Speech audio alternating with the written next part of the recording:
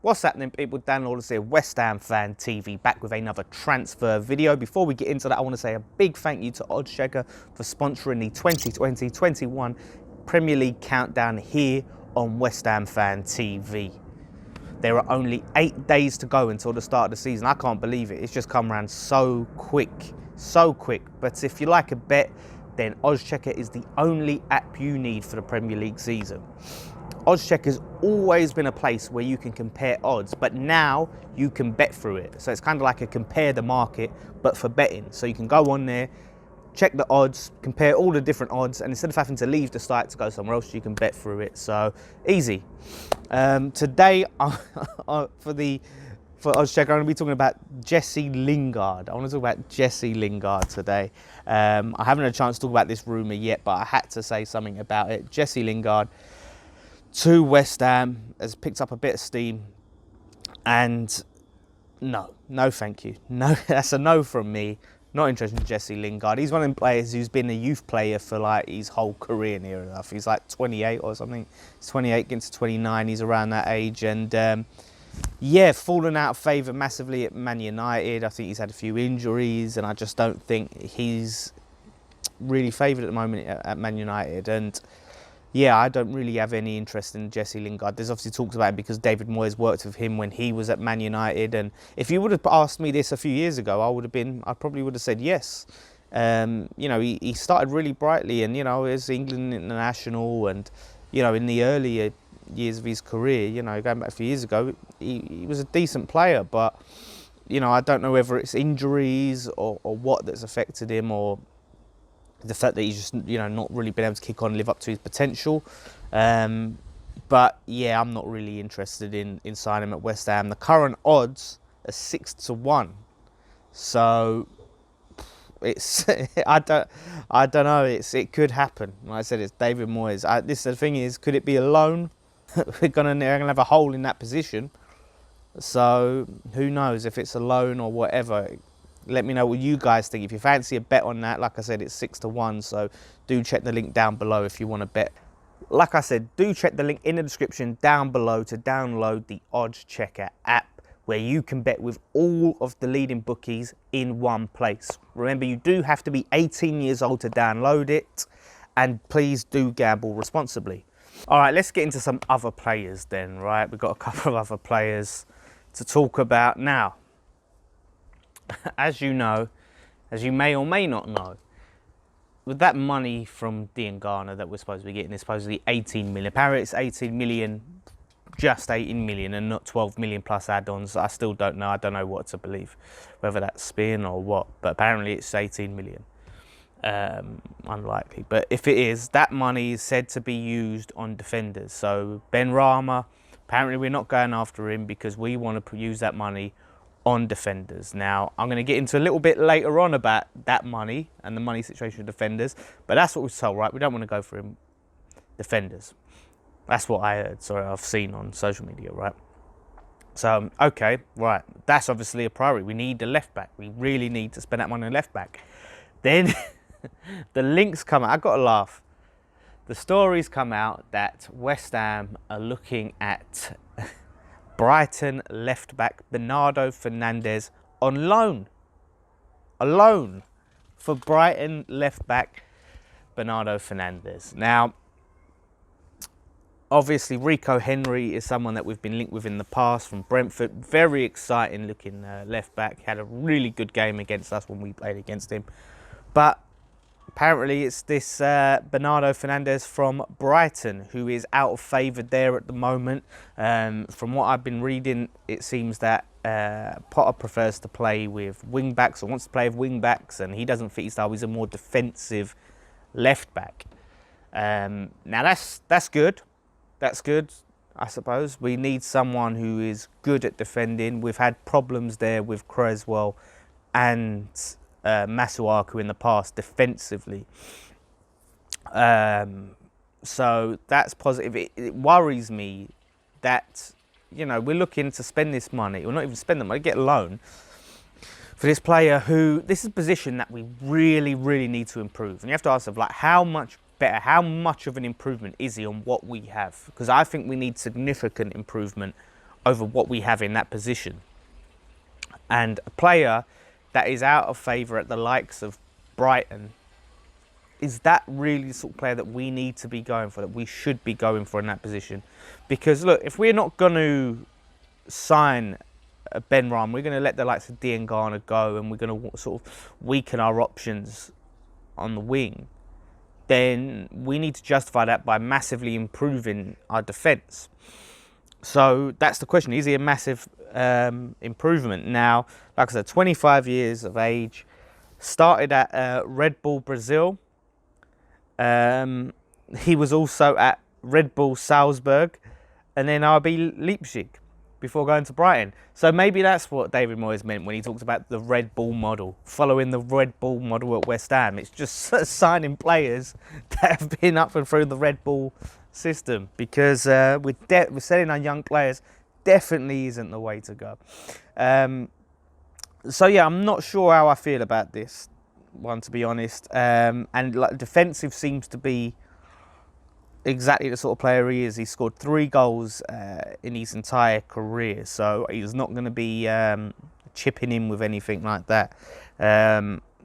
So maybe it's the sort of player, like if we are going to have to play, like I said, I want to see Anderson in the middle. If we are going to have to play Anderson on the left wing, then maybe having someone who is a little bit more solid in defence can then, you know, allow Anderson to not have to worry so much and be able to get forward with a bit more freedom, and not have to worry about the whole tracking back stuff, and just focus on more on the attacking side of his game, because that is where, you know, he can really excel, and we have seen it in the past.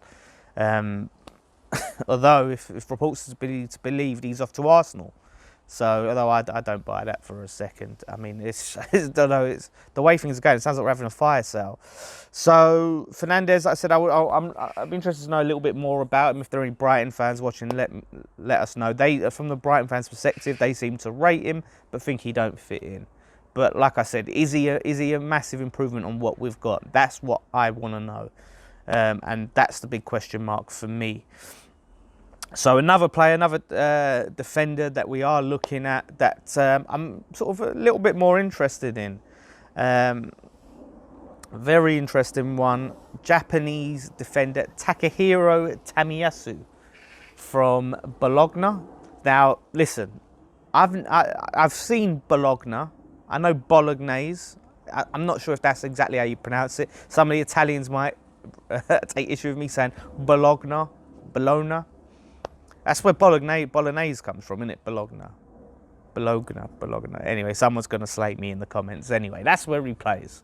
That's who he plays for currently. 21 years old. Centre-back. Can also play right-back. Can also play defensive midfield. He has played there in the past. But he can play defensive as a central defender or right-back predominantly.